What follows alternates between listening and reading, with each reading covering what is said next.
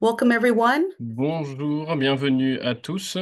C'est la coalition internationale pour la paix.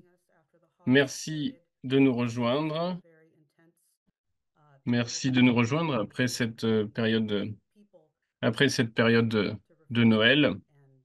C'est une période très importante où les gens ont pris leur temps pour réfléchir, étant donné la situation difficile, dans les périodes difficiles dans lesquelles nous sommes. Je suis Anastasia Battle, co-modératrice avec Denis Small et Denis Speed pour les discussions aujourd'hui. Nous avons créé ce forum il y a 82 semaines dans le but d'unir les différents mouvements pour la paix, parce que c'est assez divisé, les différents mouvements sont assez séparés les uns des autres, et il faut s'unir parce que nous faisons face à un danger de guerre, de destruction thermonucléaire, et il faut donc unir tout le monde si nous voulons agir pour la paix et réussir, parce que l'ennemi essaye justement, lui, par contre, de nous diviser. Il y a quelques personnes qui sont déjà là, qui voudront participer dans la période de discussion que nous aurons par la suite. Mais donc pour l'instant, nous aurons les premiers intervenants, notamment Elga Zepp-Larouche, qui est fondatrice de l'Institut Schiller et initiatrice de cette coalition internationale pour la paix. C'est à Elga Zepp-Larouche maintenant. Tout d'abord, bonjour à tous. J'espère que vous avez eu un bon Noël et j'espère que vous aurez une bonne nouvelle année et particulièrement l'entièreté de cette nouvelle année, qu'elle sera bonne, parce que ce n'est pas du tout certain. Et comme nous l'avons discuté plusieurs fois auparavant, les crises qui sont actuellement là, il y a vraiment une situation très dangereuse. Il y a une situation très dangereuse jusqu'à l'élection du prochain, enfin, jusqu'à l'inauguration du prochain président élu des États-Unis, Donald Trump, et l'administration Biden, malgré le fait qu'elle a été clairement mise dehors par les électeurs, essaie de tendre la situation. Et on voit très clairement cela. On a le 25 décembre précisément, il y a eu une nouvelle série de missiles ATACMS utilisés par l'Ukraine, signe que la politique ne change pas. Donc ces missiles utilisés pour frapper la Russie. Et donc les États-Unis ont récemment réussi à se débarrasser du gouvernement Assad en Syrie et mettre un nouveau régime qui leur est en faveur. Et donc, cela est plutôt inquiétant sur la situation en Asie du Sud-Ouest.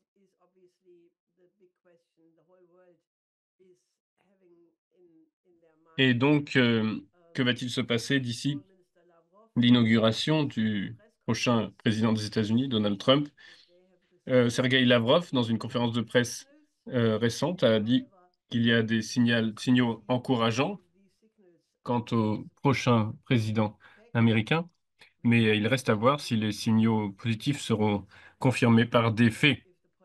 Et est-ce que les États-Unis s'intéresseront enfin à la sécurité de la Russie ou est-ce que les choses resteront comme elles étaient auparavant? Et on a eu l'admission de Hollande et Merkel qu'ils ont juste utilisé le processus de Minsk dans le but de gagner du temps pour permettre à l'Ukraine de s'armer, de les entraîner, pour arriver à un standard de l'OTAN. Donc en fait, ils étaient en train d'être malhonnêtes, de faire semblant de vouloir appliquer les accords de Minsk. Et Lavrov, dans cette même conférence de presse, a dit également que, que les Russes ne veulent pas menacer, même avec une guerre nucléaire, que cette accusation qu'ils voudraient lancer une guerre nucléaire est fausse, que c'est Poutine qui, en 2022, a initié la politique qui a voulu relancer la politique qui avait été faite en 87 entre Gorbatchev et Reagan en 87 sur le fait que la guerre nucléaire ne peut jamais être gagnée et donc ne doit jamais être combattu.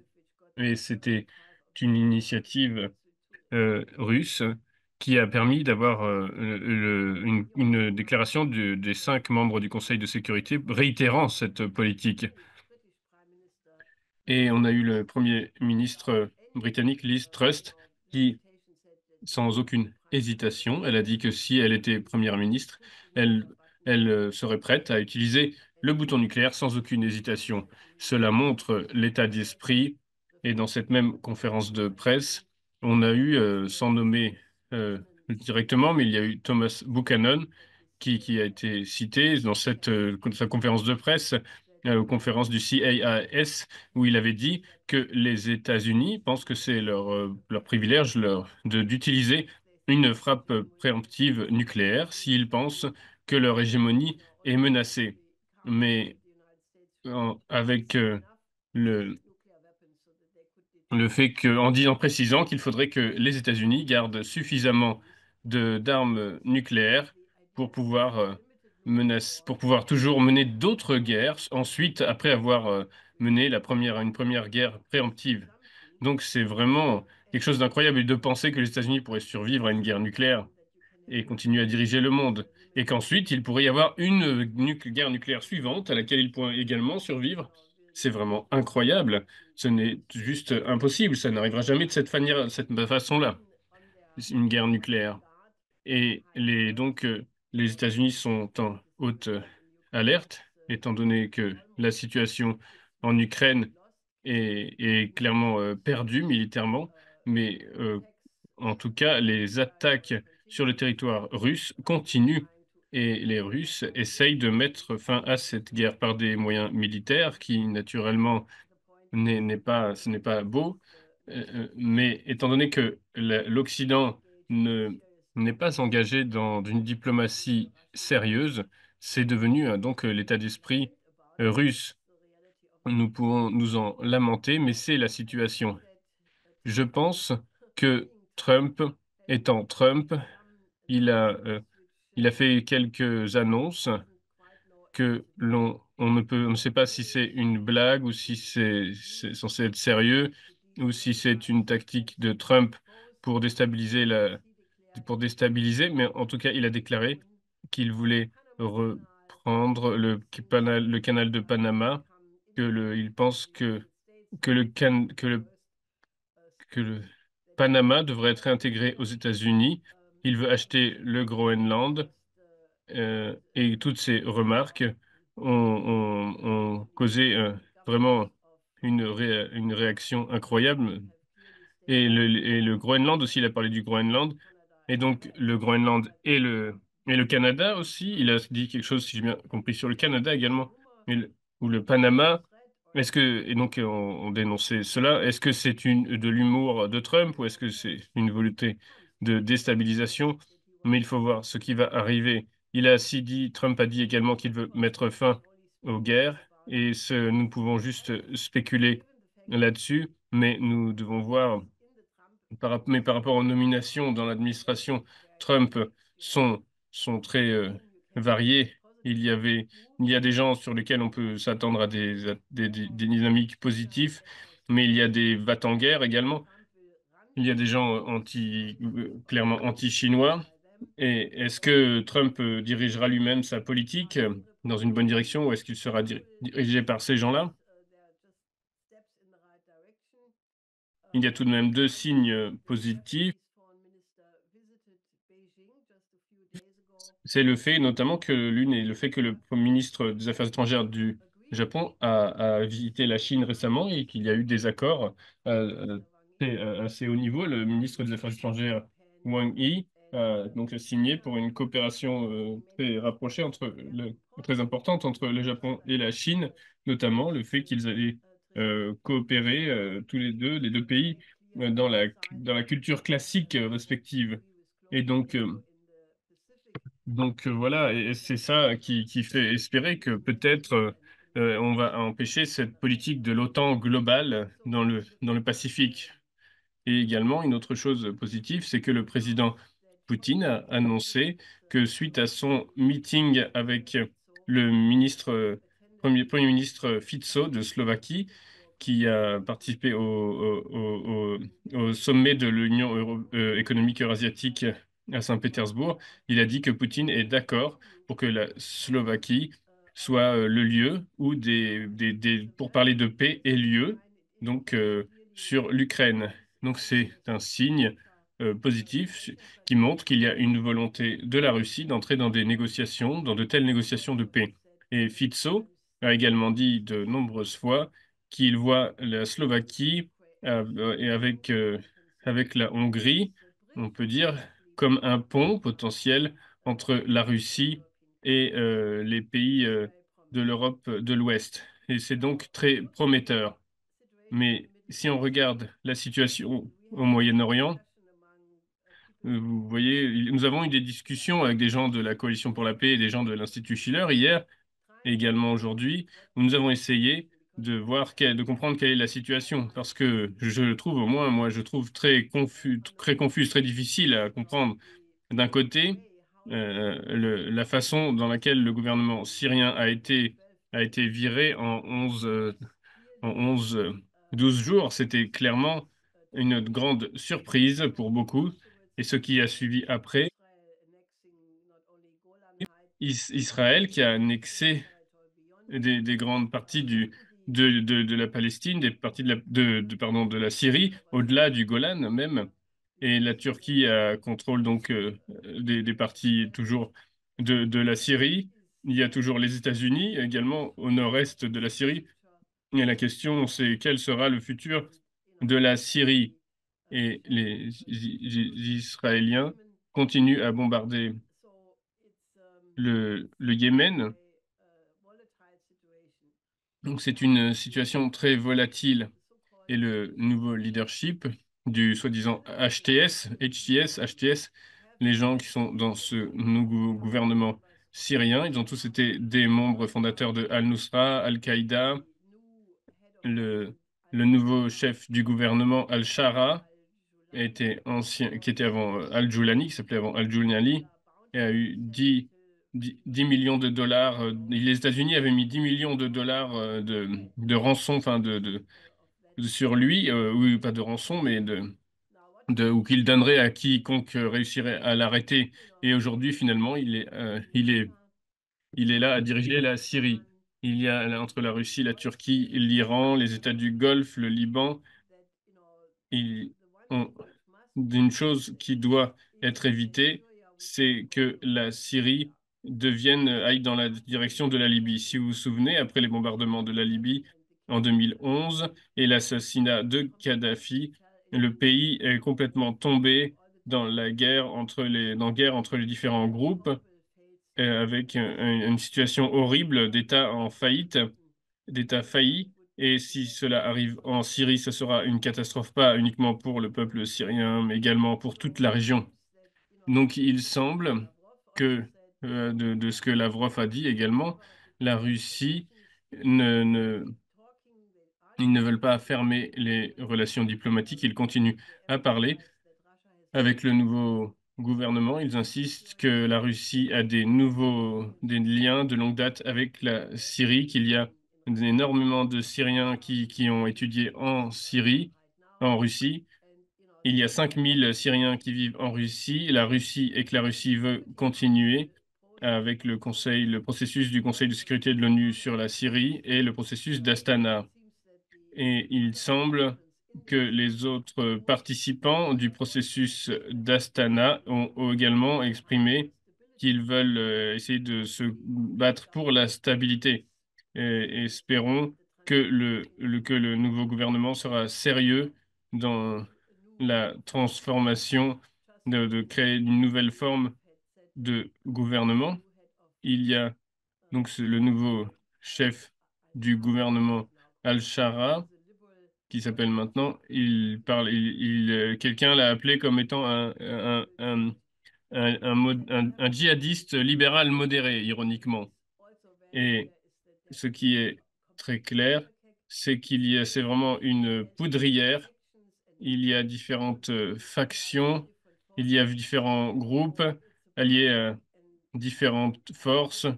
Donc, j'espère que c'est une poudrière. J'espère que que les discussions ici aussi éclaireront cela et permettront d'aider à améliorer cette situation. Et donc, il y a aussi le danger que Netanyahou puisse sentir que le vent est de son côté et qu'il puisse il y a des opposants, des opposants importants à lui qui ont été mis en prison. À Gaza, c'est vraiment une situation horrible. Le génocide s'accélère. Il y a de nouveaux rapports que les enfants de Gaza sont 95% d'eux pensent qu'ils vont mourir bientôt. 55% des enfants pensent ils voudraient mourir à tout moment parce que c'est mieux que de continuer à mourir dans ces conditions. Et le public mondial regarde cela. Et selon moi, c'est l'une des choses les plus horribles que, qu'on ait vu. Et l'échec de l'Occident, des Européens, à arrêter ce génocide restera avec nous comme vraiment quelque chose qui sera une chose qui sera déterminante et qui ne sera pas oubliée dans la création d'une nouvelle ordre plus pacifique, plus harmonieux pour l'avenir, comme étant l'exemple vraiment euh, caricatural de l'horreur de l'ancien système. Et, et donc on a des nouvelles déclarations de Galant et d'autres disant que ils vont attaquer les Houthis au Yémen, donc Galant et d'autres en, en Israël. Et il y a eu le bombardement de, l'aéroport de Sanaa, donc au Yémen également, et qui a failli tuer quelqu'un de, de, de l'ONU. Et ça a été fortement condamné par le secrétaire général de l'ONU, Guterres, parce que qui ait fait cette attaque savait qu'il était là-bas. Et donc, cette situation, et il est vraiment, on peut être très inquiet qu'il y ait aussi une escalade. Et la question, c'est qu'est-ce qui va se passer entre aussi Israël et l'Iran avant que Trump arrive à la présidence. Et il y a des gens qui avertissent que, étant donné que les Russes sont du côté de l'Iran, qu'ils n'autoriseront aucune, je pense, attaque majeure sur l'Iran. Et il y a un ministre iranien des Affaires étrangères, je crois, qui est à Beijing actuellement avec des, des, des, des discussions majeures. Et si Israël attaquait l'Iran, même en essayant de détruire les sites nucléaires de l'Iran, qui peut être capable d'être fait uniquement avec des armes nucléaires, eh bien, ça serait vraiment lancer une guerre pas juste régionale, mais une guerre qui pourrait devenir globale et qui serait vraiment tragique et qui pourrait mettre l'humanité en péril. Euh, et donc, si vous essayez de détruire les capacités de votre ennemi et que cela suffit pour créer les conditions pour vivre en paix, de faire ça à votre voisin, c'est une erreur grave. C'est ce qu'a dit Lavrov. Et quelqu'un d'autre a dit qu'il pense qu'il avertit que c'est le risque de la fin d'Israël, parce qu'Israël se crée tellement d'ennemis et que l'Israël est situé au milieu de la région des pays arabes. Donc cela pourrait très bien se retourner contre Israël dans si peu de temps dans le futur.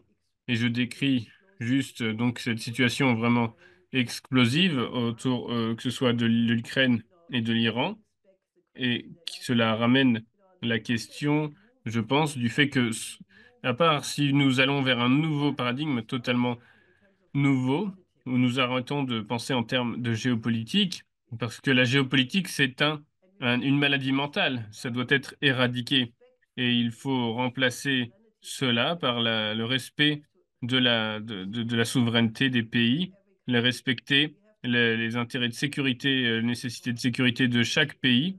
Il faut une proposition il faut mettre en place une nouvelle architecture internationale de sécurité cette année.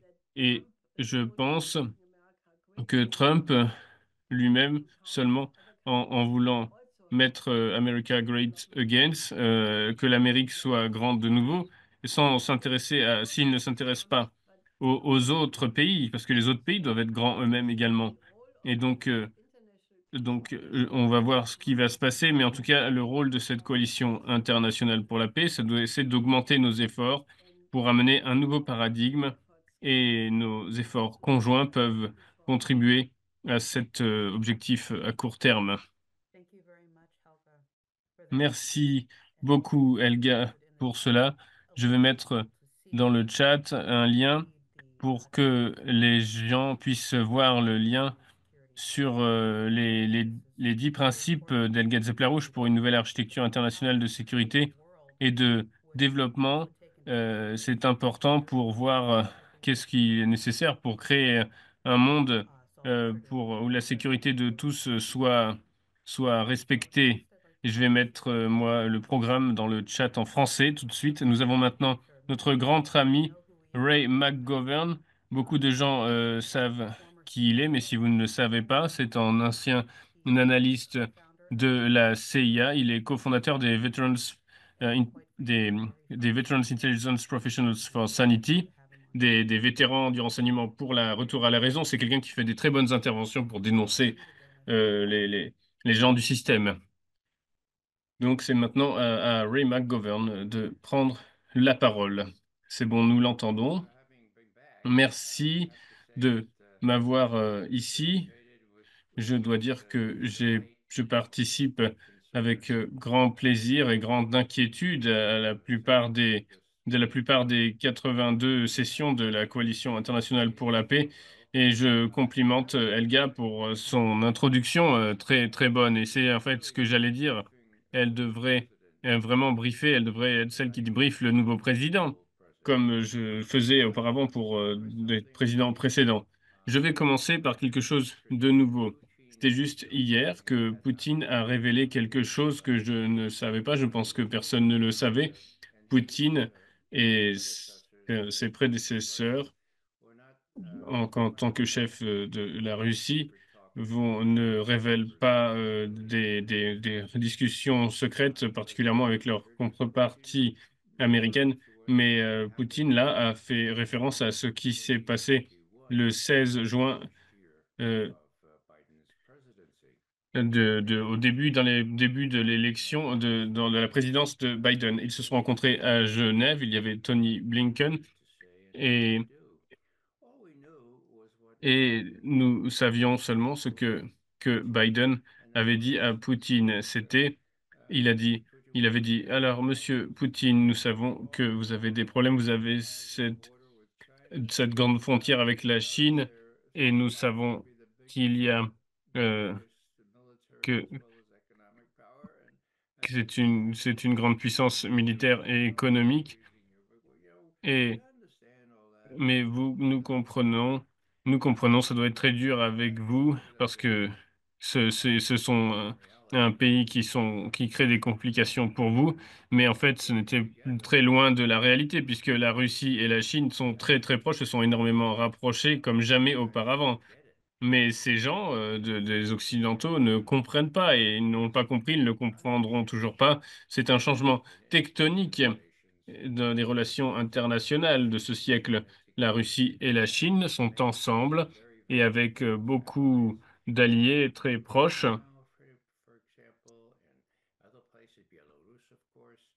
Et donc, il y a la Biélorussie, il y a beaucoup de pays, l'Inde, le- c'est une nouvelle constellation de forces.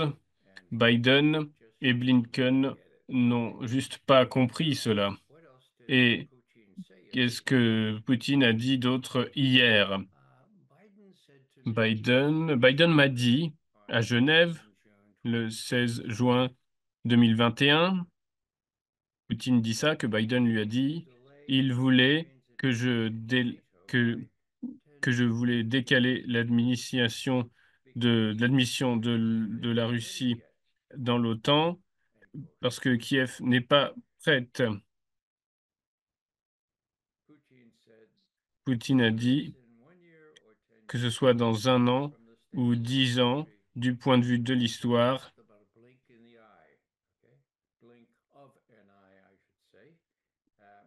c'est inacceptable. Ce n'est pas possible.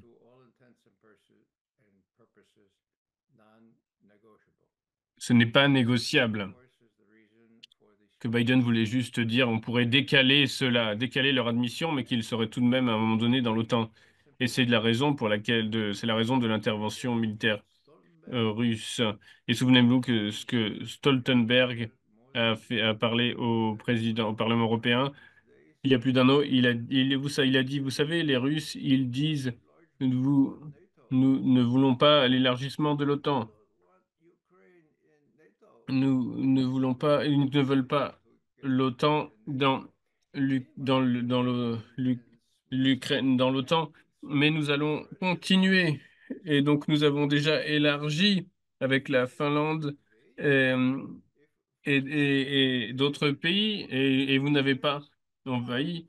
Donc, et vous prétendez que vous allez envahir l'Ukraine si nous faisons ça, mais bien sûr, mais non. Mais en fait, la Russie avait rendu clair en 2021, clairement, l'administration Biden, c'était inacceptable. Et en décembre 2021, il y avait une proposition de la Russie et Stoltenberg avait dit non, on s'en fiche. Et Stoltenberg avait dit, mais de toute façon, il y a déjà la Finlande, il y a déjà d'autres pays qui sont dans l'OTAN, donc nous ne prenons pas en compte ce que dit Poutine.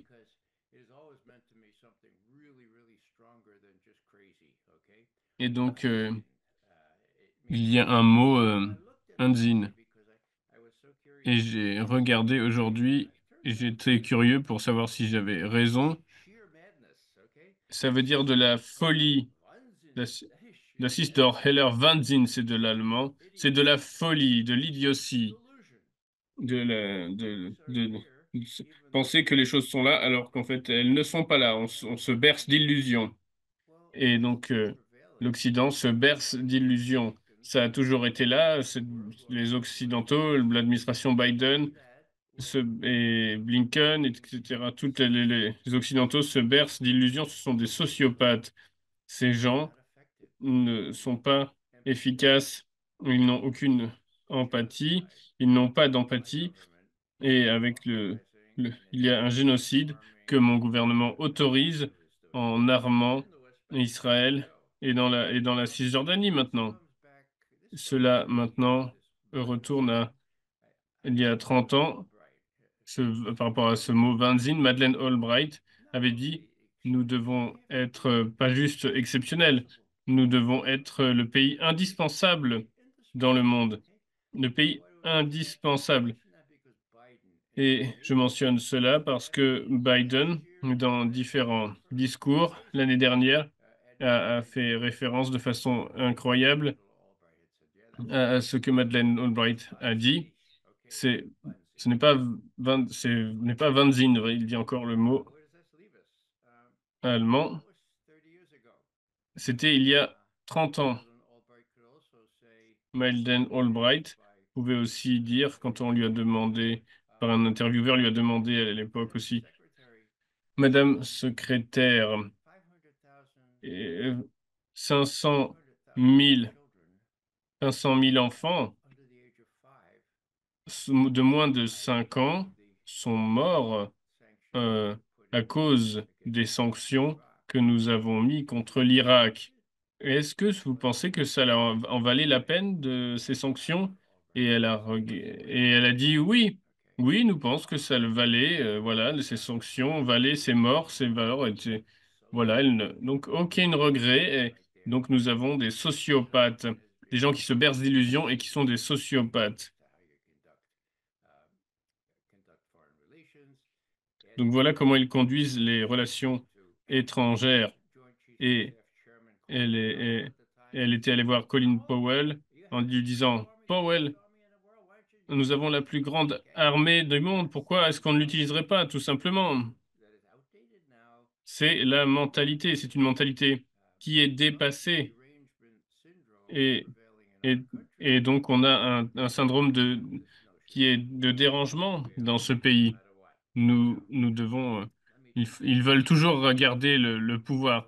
Je veux maintenant aller sur ce que Helga va se passer pour le Canada ou le Panama, le Groenland, le Mexique.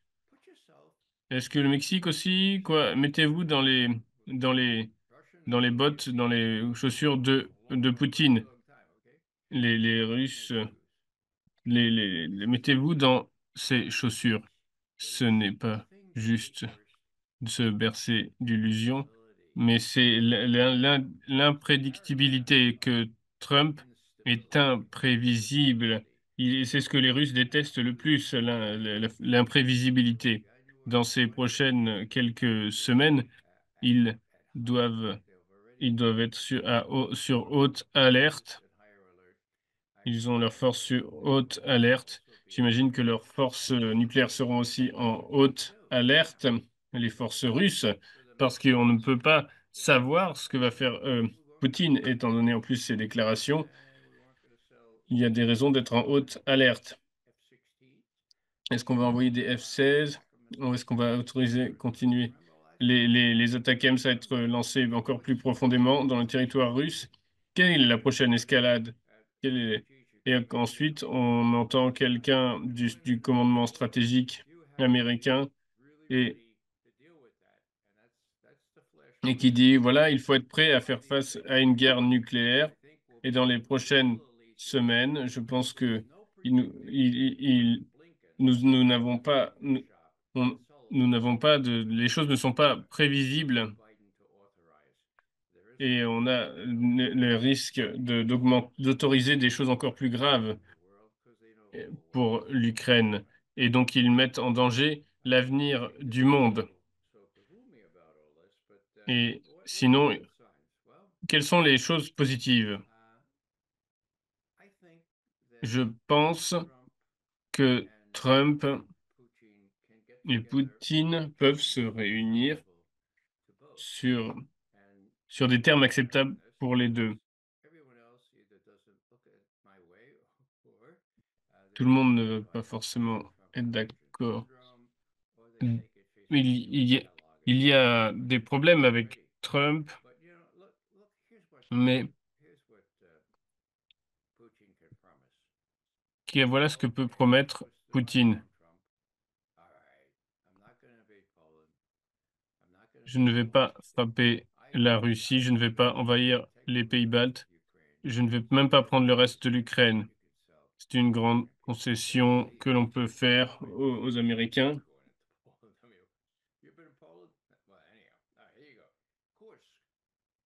Kursk, Trump peut dire, vous savez ce que Poutine a dit? Il a dit plutôt que de tuer 10 000 des, des Russes à Kursk.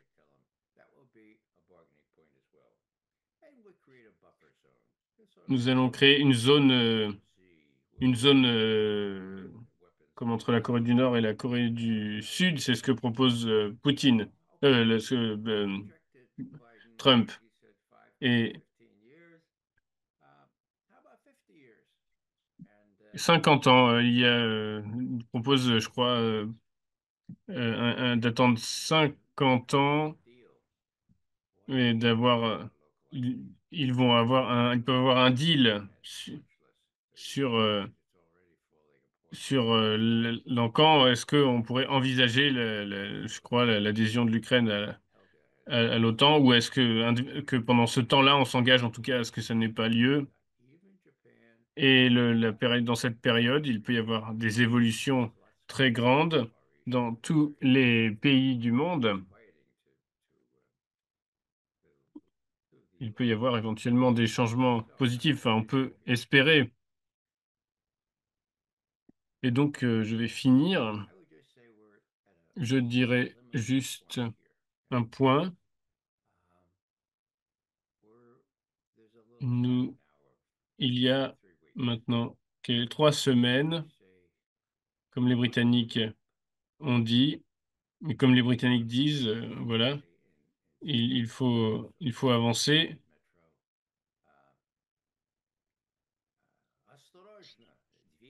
Les Russes disent Astrozna. Et faites attention, les portes se ferment, comme on dit dans les métros russes. Les portes se ferment. Mais pas juste cette année, mais il y a cette administration. Nous pouvons peut-être respirer un peu, mais en tout cas, il ne faut pas s'arrêter là. Il ne faut pas rester silencieux. Il ne faut pas rester silencieux, il faut faire tout ce que l'on peut dans toutes ces circonstances pour arrêter cette folie. Et la dernière chose que je dirais, je suis, je suis très honoré de connaître des gens comme un archbishop, responsable religieux.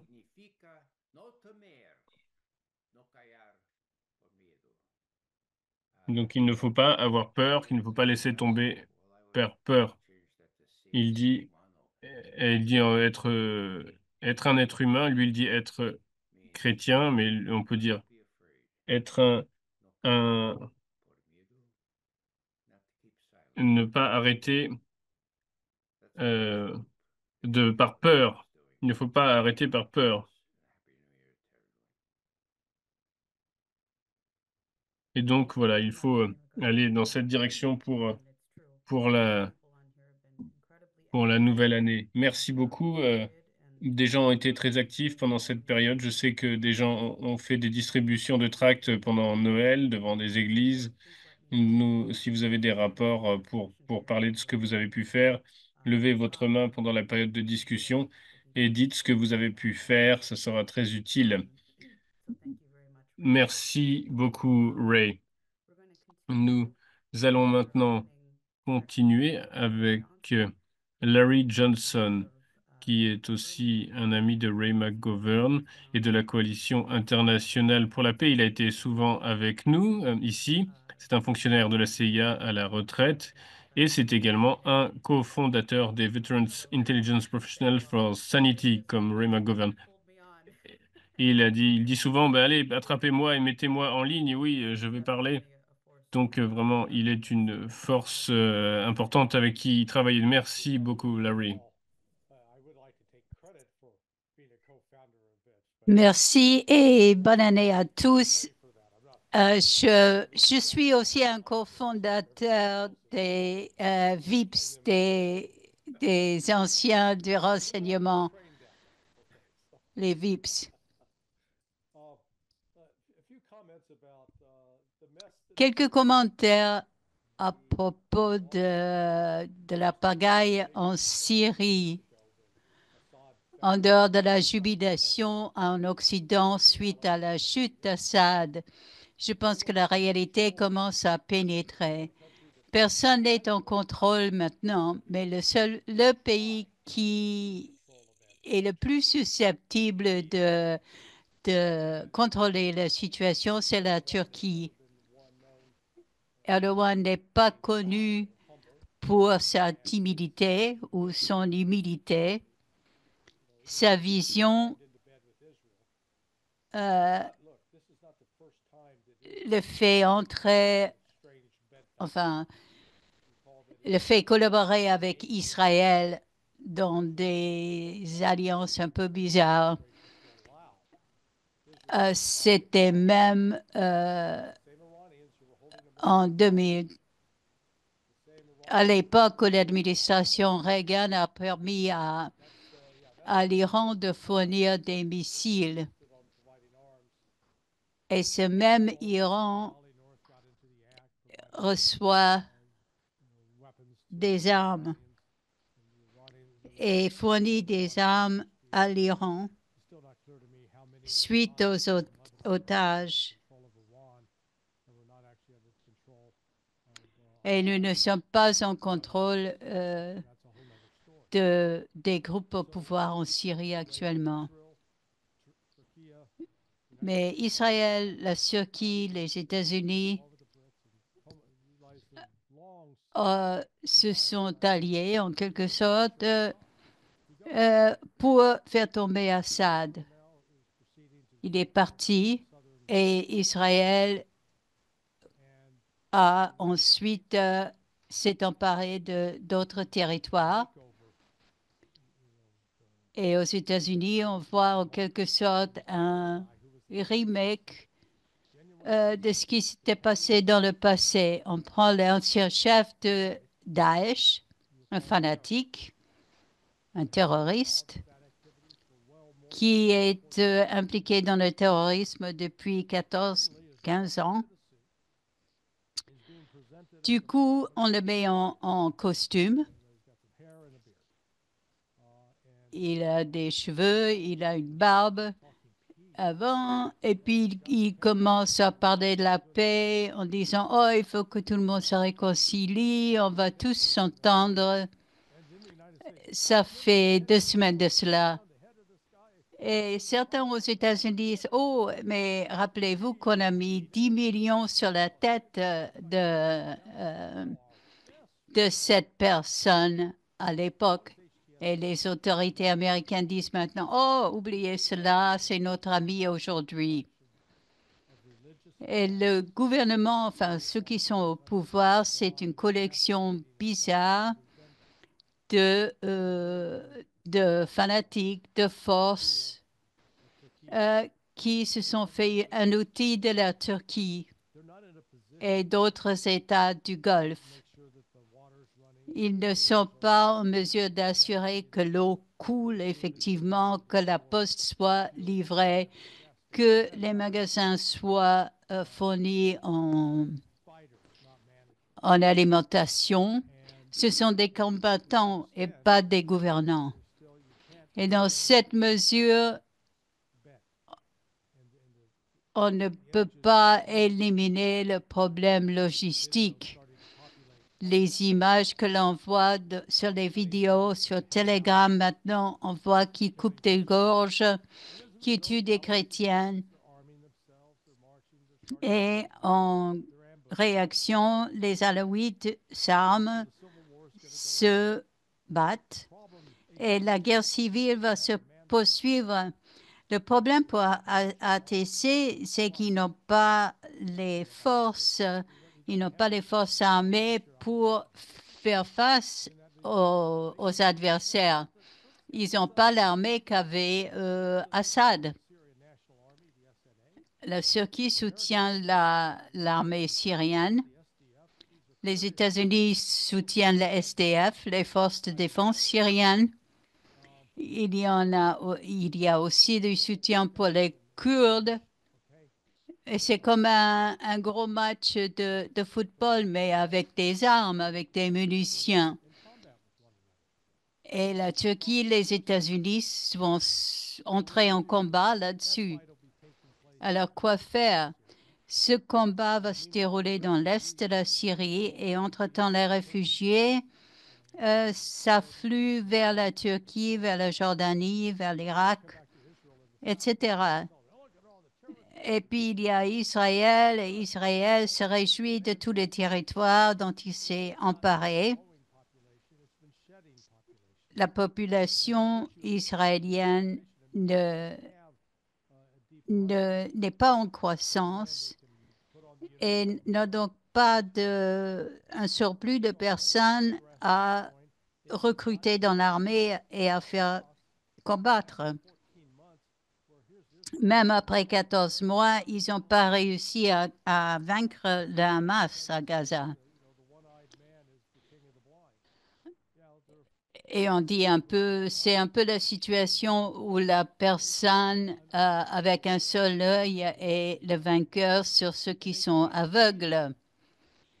Mais ils peuvent pas, les Israéliens ne peuvent pas battre le Hamas. Ils peuvent tuer des enfants et des femmes et des personnes en prison. Mais quand l'ennemi est armé, ils font moins bien. Et maintenant, ils cherchent la bagarre avec les Houthis. Ils veulent s'emparer d'un peu plus de territoire de la Syrie. Et plus Israël s'étend, plus il s'affaiblit. Les Israéliens n'ont pas de capacité superhumaine. Il faut avoir de la logistique, du personnel bien formé. Et Israël n'a pas les ressources nécessaires pour tout faire. Et les États-Unis non plus. Israël donc non plus. Ce qu'on voit en Syrie est donc une maison de chaos que Erdogan veut exploiter à son profit. Alors, les soldats turcs chantaient l'autre jour, faisaient un chant où ils récitaient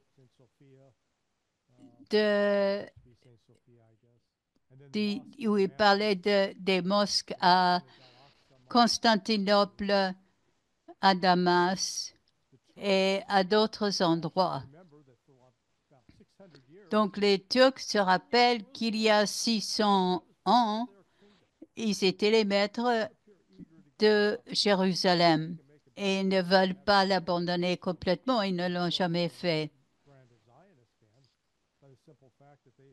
Dans les Juifs ne contrôlent pas Jérusalem depuis plus de 2000 ans, mais les Turcs y avaient leurs mains.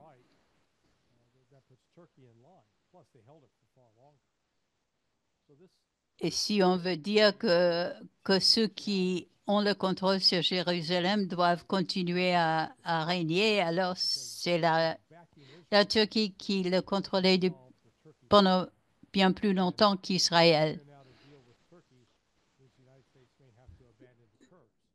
Maintenant, si les États-Unis veulent conclure un accord avec la Turquie, ils vont sans doute devoir abandonner les Kurdes. Et ce ne sera pas si facile d'attaquer les installations militaires en Syrie, etc., pour voir tout ce que les États-Unis ont entraîné au cours des décennies passées. Avec cela, je conclus. Merci beaucoup, Larry, pour votre contribution. C'est important parce que c'est une situation très compliquée et c'est important de le mettre en perspective. Donc, je vais demander à Helga si elle a une réponse à cela. Je suis tout à fait d'accord avec Ray à propos du Wahnsinn, c'est-à-dire de la folie furieuse, parce que je me demande encore et encore si l'establishment libéral se rend compte que leurs politiques ont échoué. Pourquoi ne peuvent-ils pas en tirer les conséquences et ajuster leur politique? Et ils ne le font pas. Selon, je pense, Albert Einstein, la définition de Wahnsinn, la folie furieuse, c'est de continuer à faire la même chose en s'attendant à ce que les résultats soient différents. Ça, c'est fou. Ça reflète un manque total du sens de la réalité. Et c'est le problème de l'establishment des élites dirigeantes aujourd'hui. Deuxièmement, en réponse à Larry, je dirais que ce que vous avez décrit correspond à mon expérience aussi. Le désir de la Turquie de créer une Turquie élargie depuis la restauration de l'Empire ottoman, où il contrôlait de grandes parties d'Asie centrale. Moi et mon mari avons eu des réunions à l'époque avec les autorités turques, avec le président, et j'ai été étonnée par cette perspective qu'ils avaient de restaurer la grande Turquie. Et je voudrais que Larry commente ce point. Oui, moi aussi, j'ai eu une discussion avec un journaliste arménien la semaine dernière. Et les Arméniens sont très nerveux parce qu'ils se voient Ils sont entre l'Azerbaïdjan et la Turquie et que l'Azerbaïdjan et la Turquie coopèrent. C'est un cas, je pense, où la vanité d'Erdogan est fait qu'il ne raisonne pas correctement. Et je pense qu'au niveau économique, son économie ne marche pas non plus à Erdogan. L'efficacité de certaines de ces technologies, en particulier au niveau des drones. Et c'est pour cela que Erdogan est une carte inconnue, un wild card. S'il pense vraiment qu'il veut restaurer l'Empire ottoman et il veut prendre des actions qui vont dans ce sens. Il a dit il y a quelque temps qu'il n'y a que 2 dirigeants dans le monde ayant fait leur preuve de l'expérience de gouverner et Erdogan était l'un d'entre eux et Poutine en était l'autre. Donc, je pense que Helga, tu as raison. Ray? Go ahead, Ray. I see you have a response too. Yeah, thanks. Those were really terrific responses. Merci, de très bonnes réponses jusqu'à présent. Le maître mot ici, c'est compliqué. L'autre, c'est Wahnsinn. Et l'autre, c'est de se croire indispensable, voire exceptionnel. Lorsque Vladimir Poutine à l'ONU en 2015 a dit que nous n'allons pas laisser tomber Bachar Assad à ces terroristes, nous allons intervenir militairement.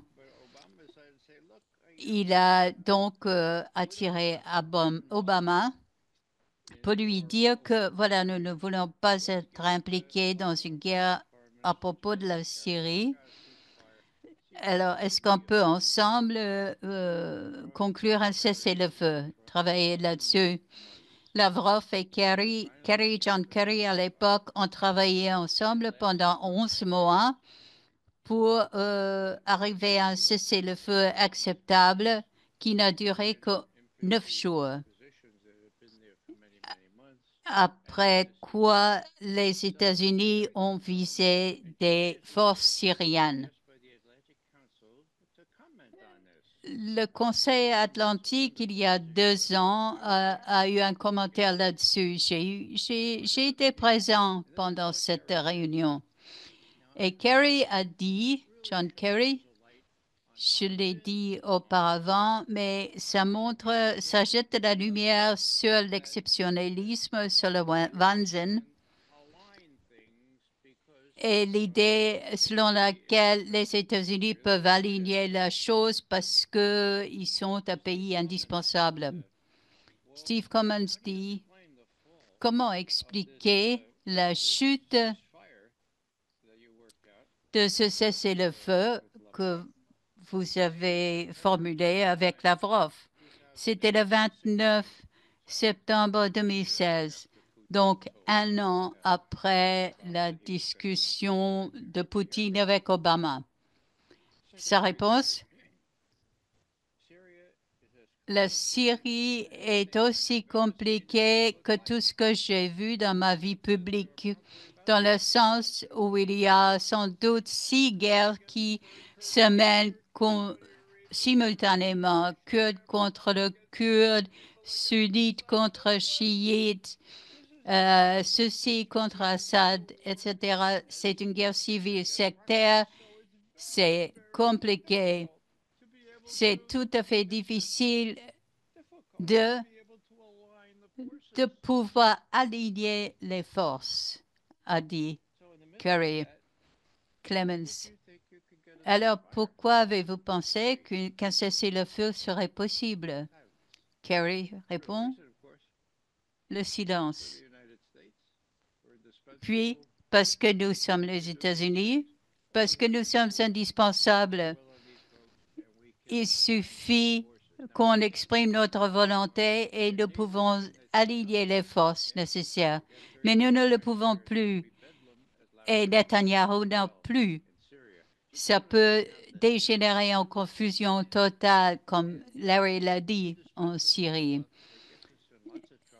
Alors, ce Wahnsinn, cet exceptionnaliste nous crée beaucoup de difficultés.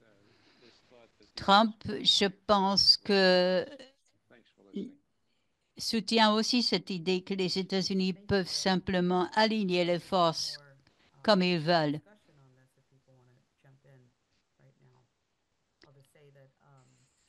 Je ne sais pas s'il y a plus de discussions sur ce point. Je veux dire que nous avons le docteur Jabor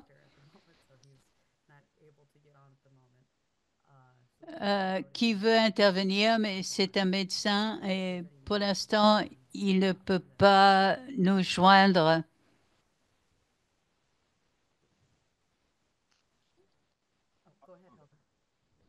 Helga?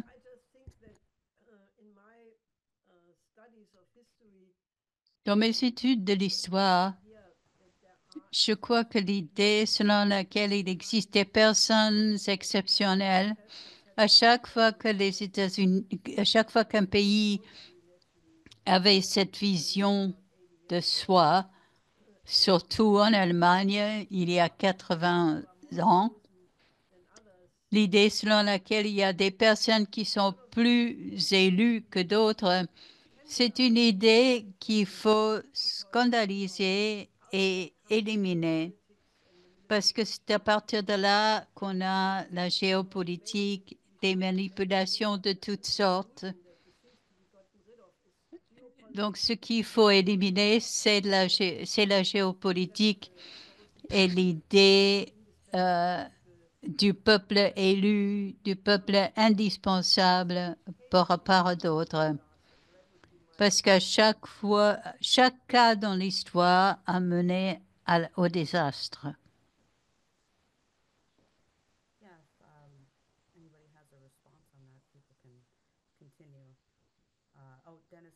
S'il y a des réponses,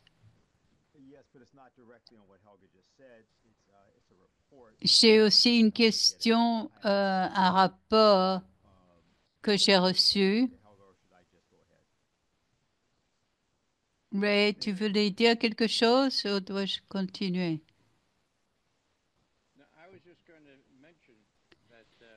Je voulais juste mentionner qu'il existe un mot qui appartient à cette même catégorie, c'est le racisme.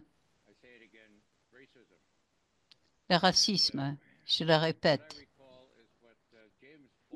Je me rappelle de ce que James Baldwin écrivait à l'époque à Angela Davis en 1970, et je cite, non, je ne sais pas la citation, tant que les Blancs américains pensent pouvoir exercer leur volonté sur un peuple esclave, ils se sentiront justifiés à exercer de la violence.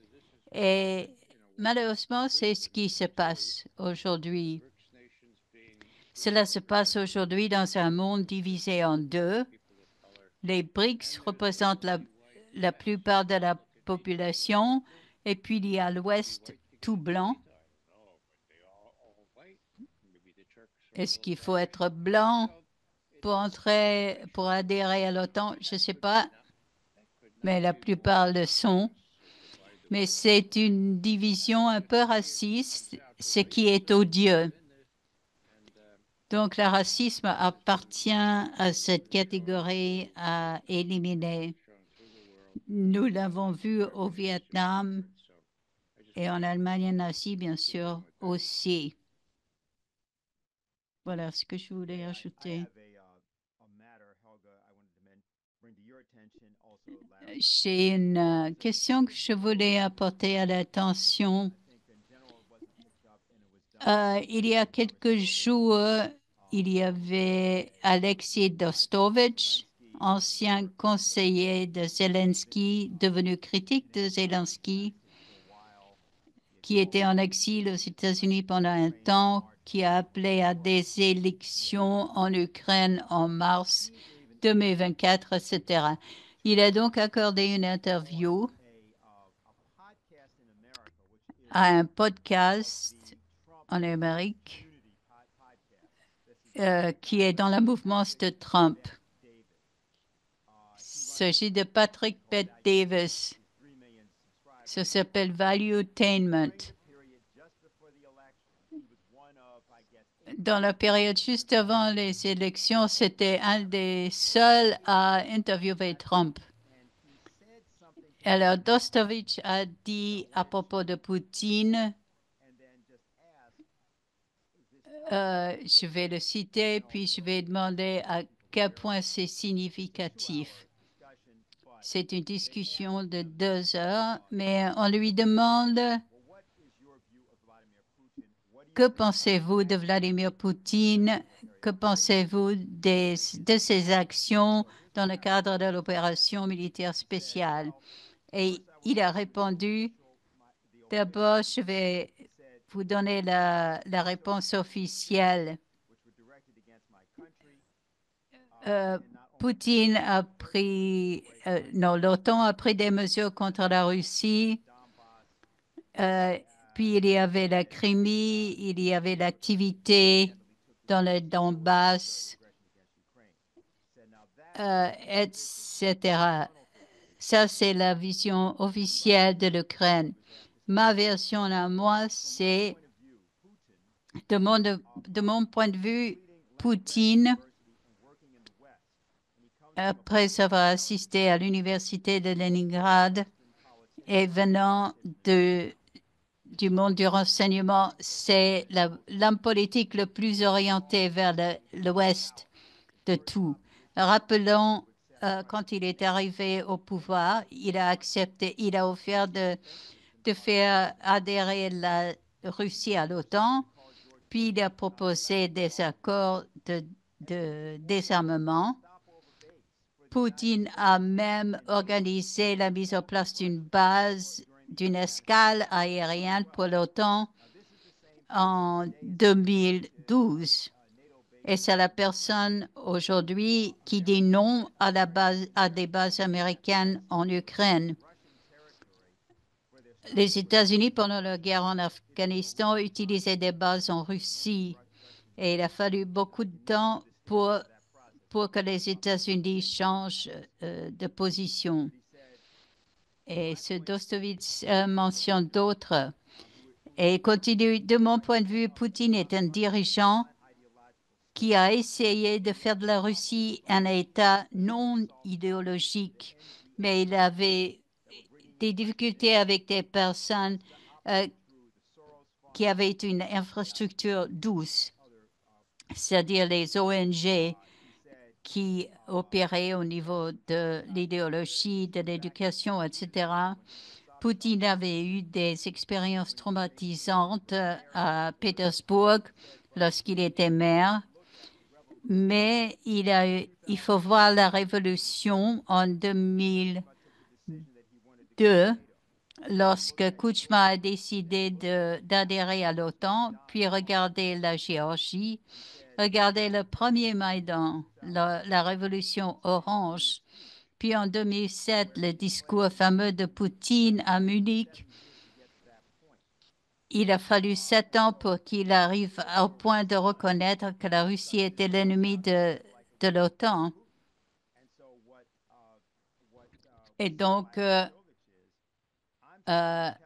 cet Arestovitch a dit que je veux présenter la perspective telle que Poutine pourrait le voir. C'est important parce que si on veut négocier, il faut bien comprendre les intérêts russes. Puis on a aussi posé des questions pour savoir, seriez-vous prêt en tant qu'Ukrainien à négocier avec Poutine sur la Crimée, sur le Donbass, etc. Et il était clair que le but de cette question, c'est de lui permettre de parler à un public américain. et il a parlé en russe avec une interprétation en anglais.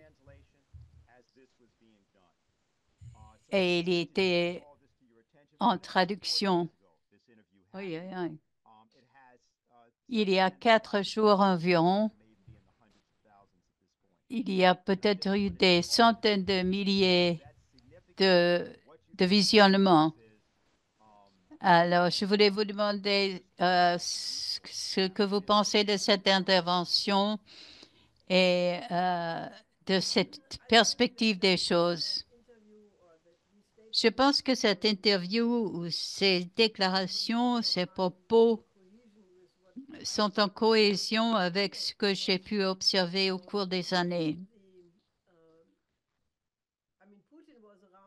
Poutine était présent pendant l'ère de Boris Yeltsin. À l'époque,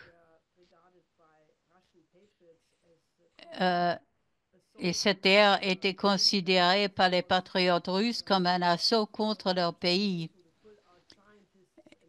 Il y avait une très grande opération de faire partir vers l'Ouest des experts, des techniciens, etc. Il s'est produit en quelque sorte un génocide et tout cela se déroulait jusqu'à l'arrivée au pouvoir de Poutine.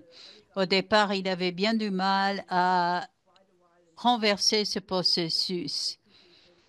Et je pense que c'était surtout la deuxième fois qu'il est arrivé au pouvoir, après la présidence de Medvedev, qu'il a pu renverser beaucoup d'aspects de ce processus. Et je pense que c'est tout à fait vrai. Si on compare le discours de Poutine au Bundestag en 2001, qui était en grande partie prononcé en allemand, où il a cité Lessing, Heine, il a fait un très gros effort pour présenter l'idée d'une sécurité eurasiatique commune. Je pense qu'il parlait d'une architecture de sécurité de Lisbonne jusqu'à Vladivostok. Je ne suis pas sûre, mais je pense donc, il parlait de l'intégration de la Russie avec l'Ouest. Puis, à son discours à Munich en 2007, il exprimait déjà une très grande déception à propos du rejet par l'Ouest des propositions russes. Et tout récemment, il a dit lors d'une autre interview que l'opération spéciale en Ukraine est arrivée trop tard, qu'il aurait dû intervenir plus tôt avant d'en arriver à la situation où 14 000 personnes dans le Donbass avaient déjà été tuées. Chiffres qui ont été confirmés. Et je pense que maintenant, nous sommes au point où la confiance de la Russie en Occident est à peu près au point zéro. Donc, c'est très utile d'avoir une interview comme celle citée par Denis pour un public américain. Ceci pour comprendre le point de vue de l'autre côté. Cela ne veut pas dire qu'on soit d'accord avec l'autre côté, l'autre camp. Mais sans comprendre ses intérêts, on n'arrivera jamais à un compromis. We do just to hold off Larry and Ray on your responses. I see you're very eager. We do have Dr. Nigel. Larry et Ray, je vais vous demander de patienter avec vos réponses parce qu'il y a le docteur Jabot qui a pu nous joindre maintenant. C'est le cofondateur de l'organisation Médecins contre le génocide et comme il est en train de travailler en même temps, je lui demanderai d'intervenir maintenant. Bonjour, merci beaucoup de m'avoir invité. Je suis médecin dans le Michigan. Je suis américano-palestinien. Comme vous l'avez entendu, la situation à Gaza est terrible, notamment au niveau sanitaire. Nous essayons de mobiliser aussi ici aux États-Unis parmi les médecins et la communauté des soignants pour aller aider sur place et pour exiger la protection des installations sanitaires à Gaza.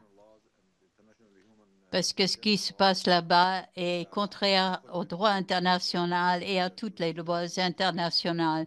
Malheureusement, ce matin, nous avons donc appris qu'il y a eu à nouveau une attaque contre l'hôpital. Je n'ai pas compris le nom. L'hôpital a été brûlé. Des centaines de personnels soignants ont été arrêtés. Ceux qui ont pu marcher ont été déplacés, mais malheureusement, il y a une trentaine de patients qui sont terriblement malades dans les stations de réanimation et donc qui sont restés sur place. L'incendie fait des ravages depuis tôt ce matin. Nous n'avons pas de mise à jour sur l'état de santé de ceux qui n'ont pas pu abandonner les lieux. C'est atroce, c'est inimaginable. C'est contraire à toute situation normale. Ici aux États-Unis, nous avons le privilège de travailler en sécurité. Nos collègues là-bas sont brûlés à vif, sont tués. Les patients sont tués dans leur lit d'hôpital. Depuis quelques mois, nous sommes aidés par le peuple américain pour exiger un cessez-le-feu immédiat, notamment autour des hôpitaux et pour protéger les enfants. Nous n'avons pas reçu tellement de réponses. C'est pour cela que nous voulons intensifier notre campagne. Nous voulons plus de fournitures médicales. Nous dénonçons le génocide. Nous organisons une journée d'action le 6 janvier de tous ceux qui sont écœurés par ce qui se passe depuis 15 mois. Ce dimanche, nous allons tenir en live stream une conférence avec nos collègues à Gaza, ceux qui ont survécu jusque-là. Et nous ferons de notre mieux. Donc, tous ceux qui peuvent nous rejoindre sont invités à le faire pour entendre nos collègues à Gaza, pour demander à la communauté internationale de mettre fin à ce massacre, à ce garnage de femmes, d'enfants, de grands-mères. Aidez-nous, s'il vous plaît, tous ceux qui peuvent. Je vais ajouter les coordonnées de cette réunion. Nous le préparons d'urgence, donc nous n'avons pas toutes les informations à ce point, mais nous voulons que les Américains, que les médecins américains, que les hommes politiques américains entendent les Palestiniens sur le terrain pour comprendre leur sort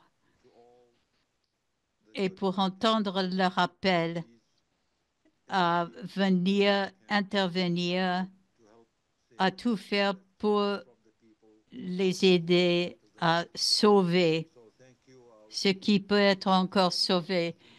Merci. Je peux rester encore quelques minutes si vous avez si vous avez des questions pour moi. Merci de m'avoir invité encore. Nous allons mettre les coordonnées dans le chat et tous ceux qui veulent aussi poster cette vidéo par la suite, ils peuvent vous contacter. Si vous pouvez le faire, contactez-moi ou contactez directement l'organisation Doctors Against Genocide par email. qui va mettre dans le chat. Nous avons aussi une page Instagram où nous mettons des mises à jour tous les jours. Nous avons aussi un site Internet. Ce n'est pas seulement pour les médecins, c'est pour les médecins, les infirmières, mais aussi pour tous les autres. Tout le monde est le bienvenu. www.doctorsagainstgenocide.com. Nous ne pouvons pas le faire tout seul. Nous avons besoin de réunir tous les gens de bonne conscience pour améliorer le monde dans lequel nous vivons, qui a déçu les enfants qui ne respectent pas ce qui est nécessaire pour que nous puissions bâtir un monde meilleur, un monde plus pacifique pour tous. Merci, Dr. Jabor. Ce sera le dimanche à midi. Donc, à midi, oui, heure de Washington. Voilà, nous allons continuer maintenant avec la discussion. Vous pouvez envoyer des questions si vous en avez. Le docteur Jabor doit nous quitter, mais nous pouvons lui transmettre vos questions. Yeah, just before Dr. Jabor got off, I just wanted to let him know that I will be one of the platforms restreaming what he's doing on Sunday at noon and all the aspects. Oui, je voulais dire que nous allons streamer l'intervention de dimanche aussi sur mon site. Allô? Oui.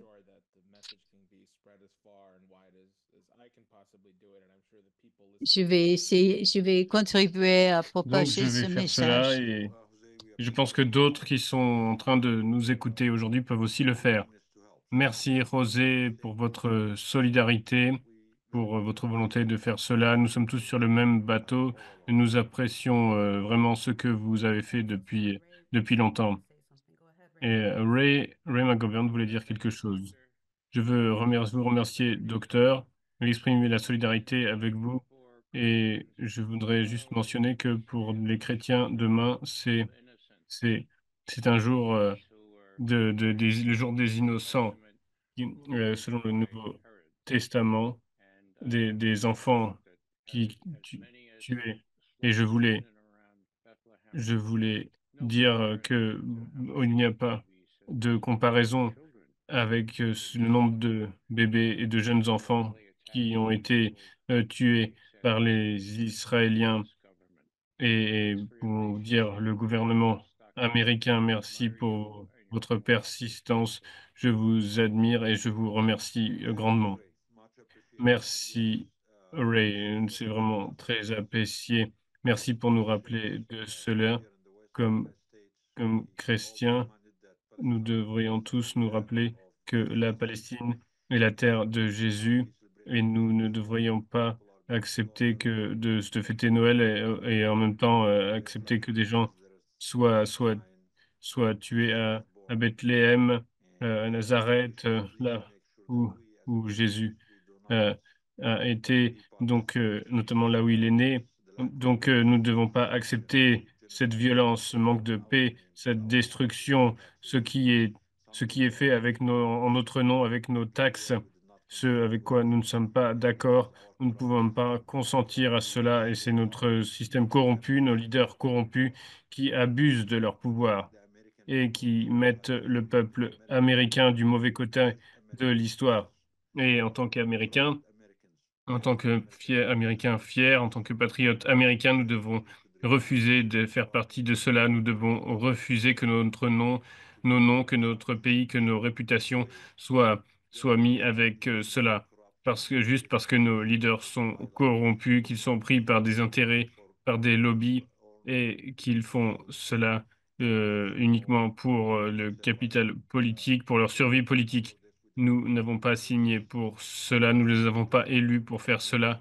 et nous devons continuer à travailler pour faire en sorte que ce système change. Ce système doit représenter nous, le peuple américain, pas les représentants de certains quelques lobbies puissants. Merci. Thank you very much, Dr. Jabor. Merci beaucoup, Dr. So Jabor. what we're going to do, because there was Donc, a prior je discussion pense with que Ray and la Ray discussion responses va that they wanted. continuer. Et donc, Larry et Ray avaient des réponses à donner. Some other hands that have Et il y a d'autres mains qui se sont levées. Nous allons ouvrir la discussion plus large après que nous avons eu que nous aurons eu ces réactions. Merci beaucoup, Dr. Jabor. Excusez-moi, je ne vais devoir vous quitter maintenant, mais nous restons en contact. Continuez à faire ce que vous faites, soyez forts, soyez toujours plus puissants, soyez fiers de l'humanité et de l'humanité que nous allons créer. C'est la meilleure, mais pas celle que nos leaders ont menée. God bless. Merci. Okay. So, just to come back on Juste donc pour revenir raised à la discussion qui a été amenée sur la situation en Ukraine. both Larry and Et donc, Larry et, but I et, think to come back et, et Ray ont des réponses à cela. so people who have raised their hands in the chat will definitely Et ensuite, les gens qui ont levé la main pourront Ray or Larry intervenir. response to the discussion. Larry ou Ray, si vous avez une réponse aux précédentes discussions, allez-y. Donc, c'est Larry. Donc, je voulais juste dire que les gens doivent écouter ce que dit Poutine. Ce n'est pas compliqué, c'est simple, c'est vraiment simple. Poutine n'est pas quelqu'un de type occidental qui fait du bluff, qui raconte des histoires, qui raconte n'importe quoi, qui fait des beaux discours, du blabla. Ce n'est pas une personne de cinéma. Il est comme le Dr. Strack de Star Trek, il est très logique. Il peut avoir des émotions, mais il garde vraiment ses émotions sous contrôle et il rend très contrôle les choses. Il a dit, oui, il a dit oui, vous voulez nous proposer un accord, nous retardons l'adhésion de l'OTAN, l'adhésion de l'Ukraine à l'OTAN, mais ce n'est pas ça dont il s'agit. Nous ne voulons pas de l'adhésion de l'Ukraine à l'OTAN. Ah, nous pouvons négocier un cessez-le-feu. Non, un cessez-le-feu, c'est que il faut l'Ukraine doit sortir l'Ukraine doit sortir ses troupes des républiques du Donetsk, de Lugansk, etc. Et après, nous pouvons commencer à parler. Nous ne sommes pas intéressés sinon au reste. Nous voulons une sécurité entre la Russie, les États-Unis et l'Europe qui soit acceptable. Nous n'allons pas rester là à attendre ça brûle toutes les 5 ou 10 ans. Et donc, j'écoute ce qu'il dit. J'écoute tout simplement ce qu'il dit. Je ne pense pas qu'il plaisante. L'Occident dit oui, non, mais il ne pense pas ce qu'il dit. Et je suis choqué que Bill Burns, qui, qui avait soutenu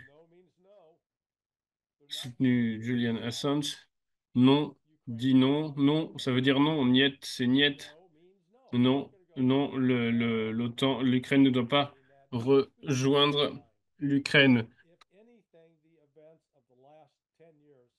Donc, depuis 2025, tout a convaincu même les plus pro-occidentaux parmi les membres de l'élite politique russe que l'Occident et les États-Unis on ne peut plus leur faire confiance, que leurs paroles n'ont pas de valeur, que la Russie doit agir seule, doit se débrouiller, ne peut pas faire confiance à ces gens-là.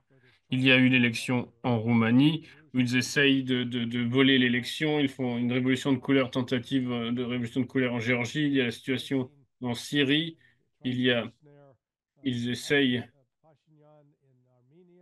de déstabiliser aussi en Arménie. Et donc, l'Occident veut tout contrôler, veut prendre le contrôle de tout. Ils veulent arriver à la destruction de la Russie, notamment, de tout le monde. Mais il faut arrêter. Ces gens-là sont nos amis. Il faut arrêter ce délire.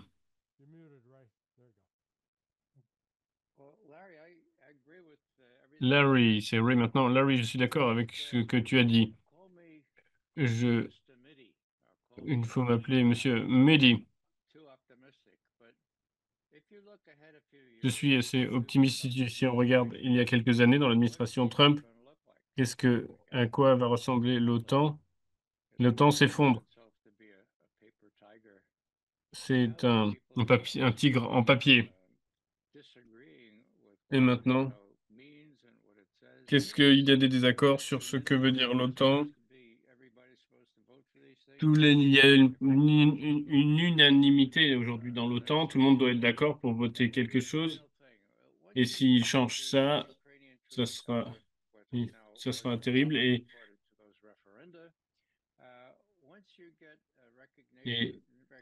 si on reconnaît, il faut reconnaître que ce n'est pas juste l'Ukraine, il faut une nouvelle architecture de sécurité en Europe.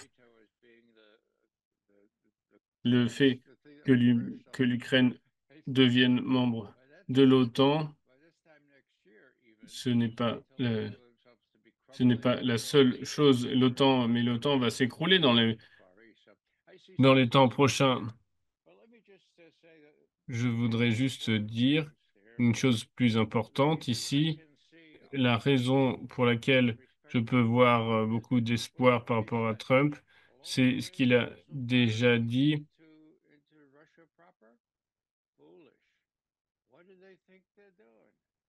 Qu'est-ce qu'ils pensent qu'ils font? Si Trump avait si peur qu'on lui dise qu'il soit dans les poches de Poutine, si il ne se sentait pas plus sûr que ce qu'il se sentait en 2017, il ne dirait pas ces choses-là. Il dirait quelque chose de moins que cela. C'est, c'est l'une des choses que l'on voit. C'est quelque chose d'assez décent qu'il dit. Les Russes, les Russes sont très prêts à parler. Si les Américains étaient prêts à parler. Et dans un mois, on verra Kellogg, le responsable de Trump pour l'Ukraine. Il va rencontrer l'émissaire désigné par Poutine et ils vont commencer à parler en termes réalistes. Il dit il y a beaucoup de place pour des discussions et il y a quelque chose, Helge, qui parle de comment Poutine pensait vraiment et ce qu'il pouvait faire avec l'Occident. Pierre le Grand, c'est comme un peu Pierre le Grand revisité. Il a fait tout ce qu'il pouvait pour faire en sorte de changer l'Occident. George W. Bush avait dit, ayons une Europe libre. Euh, non, ou je sais pas qui, quelqu'un, il parle en tout cas là qu'il faudrait une Europe de, de l'Atlantique à Vladivostok. Mais aujourd'hui, l'Occident veut affaiblir la Russie. Il y a eu, en 2016, quand Poutine a parlé aux correspondants occidentaux, c'est incroyable. Nous demandons aux Américains, les Russes demandaient pourquoi est-ce que vous construisez en Roumanie et en Pologne ces missiles, ces boucliers antimissiles et les États-Unis disaient ah non, c'est contre l'Iran.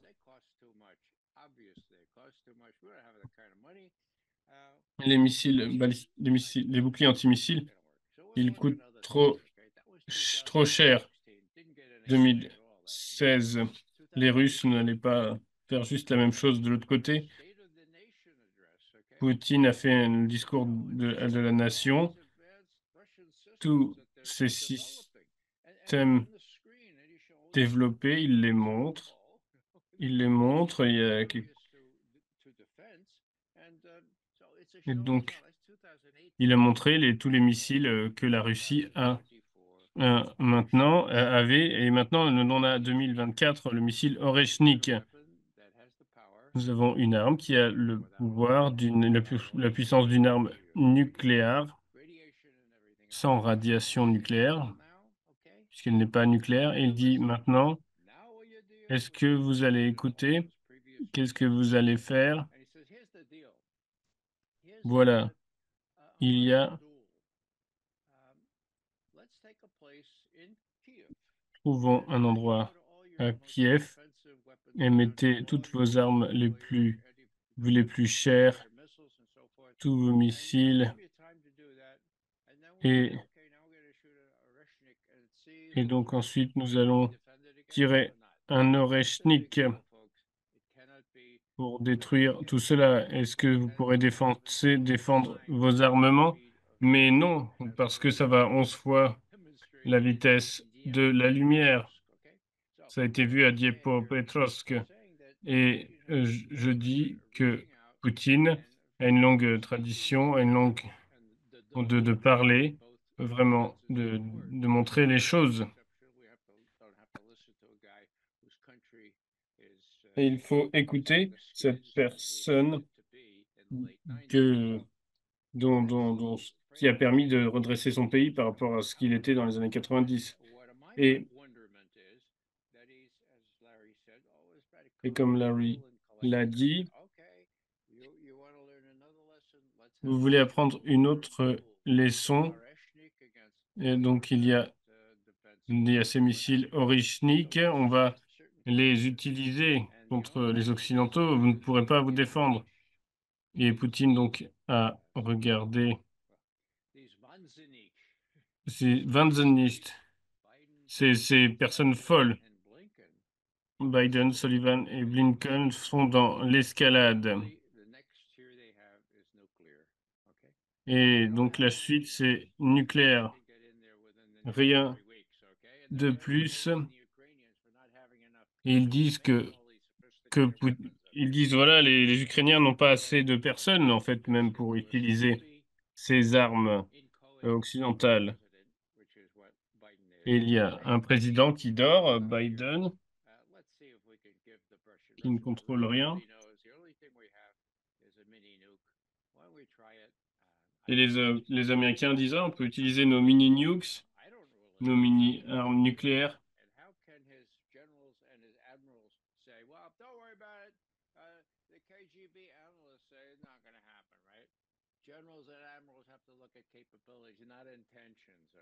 Mais en fait, il faut regarder déjà de toute façon pas l'intention de la Russie, mais leur capacité. Ils ont la capacité de frapper l'Occident sans aucune capacité de défense de l'Occident, de la part d'Occident, au lieu plutôt que de dire est-ce qu'ils bluffent pas. Donc, merci à tous et nous allons continuer à nous mobiliser.